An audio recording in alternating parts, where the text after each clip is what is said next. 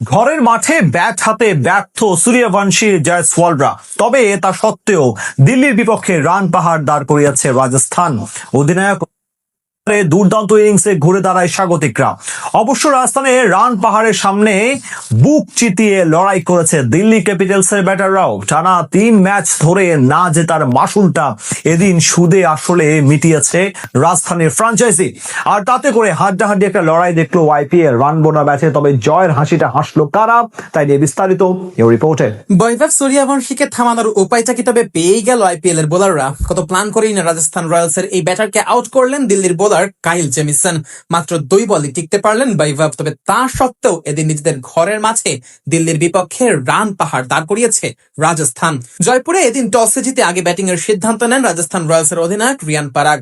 Bat হাতে শুরুটাও বেশ দারুণ পায় রাজস্থান। প্রথম বলেই ছক্কা হাঁকা নিয়াশাস্তি জয়সওয়াল। দিল্লির একাদশে ফেরা মিচেল স্টার্ককে দারুণ ভাবেই স্বাগত জানান এই ব্যাটার। যদিও কথায় আছে না, ওস্তাদের মার শেষ রাতে, সেটাই যেন বুঝিয়ে দিয়েছেন স্টার্ক। সেই ওভারই ফেরালেন জয়সওয়ালকে। নিজের বলে নিজেই লুফে নিলেন ক্যাচ। পরের ওভারে বৈভব সূর্যবংশী 1-4 মেরে ইনিংসের গোড়াপত্তন করেছিলেন ঠিকই, তবে বেশিক্ষণ টিকতে পারেননি। ফিরে যান পরের বলেই। বোল্ড হয়ে বিদায় নেন কাইল জেমিসনের দারুণ এক ইয়র্কারে। তবে এরপর ধ্রুব জুরেলকে সাথে নিয়ে ইনিংস মেরামতের কাজ করতে থাকেন অধিনায়ক রিয়ান পারাগ। দুজনে মিলে পাওয়ার প্লেতে দলের রান নিয়ে যান 56-তে। পাওয়ার প্লের পরেও ব্যাট হাতে ঝড় তুলেছিলেন এই দুই ব্যাটার। আর তাতে করে ইনিংসের 11তম ওভারেই দলীয় 100 পূর্ণ করে রাজস্থান। তবে পরের ওভারেই বিদায় নেন ধ্রুব জুরেল। অক্ষর প্যাটেলের বলে বিদায় নেন এই ব্যাটার। 30 বলে 42 রান করে ফেরেন জুরেল। তবে তখনও এক প্রান্ত আগলে রাখেন পারাগ। জাদেজাকে সাথে নিয়ে ব্যক্তিগত 100-র দিকেই এগোচ্ছিলেন রাজস্থানের এই অধিনায়ক। তবে ইনিংসের 17তম ওভারে স্টার্কের বলে ফিরেছেন জাদেজা।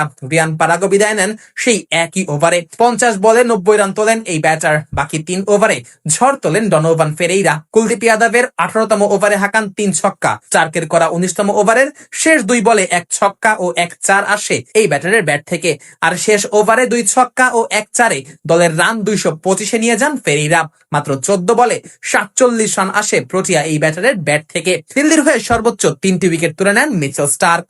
226 রানের লক্ষ্যে ব্যাট করতে নেমে শুরু থেকেই ঝড় তোলে দিল্লির 2 ওপেনার। বিশেষ করে পাথম নিসাঙ্কা খেলতে থাকেন ঝড়ো গতিতে। আর তাতে করে ইনিংসের 5ম ওভারেই দলীয় অর্ধশতকে পৌঁছায় দিল্লি। পাওয়ার প্লে শেষে দিল্লির সংগ্রহ দাঁড়ায় বিনা উইকেটে 70 রান। একই সাথে 23 বলে অর্ধশতক পূর্ণ করেন পাথম নিসাঙ্কা। নিসাঙ্কার পাশাপাশি ব্যাট হাতে ঝড় তুলতে থাকেন লোকেশ রাহুলও। আর তাতে ইনিংসের 9ম ওভারেই দলীয় শতকে পৌঁছায় দিল্লি। তবে এর পরের ওভারেই আঘাত হানেন রবীন্দ্র জাদেজা। বিদায় করেন নিসাঙ্কাকে। 33 বলে 62 রান করে বিদায় নিতে হয় লঙ্কান এই ব্যাটারকে। নিসাঙ্কার বিদায়ের পর রাহুলও পৌঁছে যান ব্যক্তিগত 50-তে।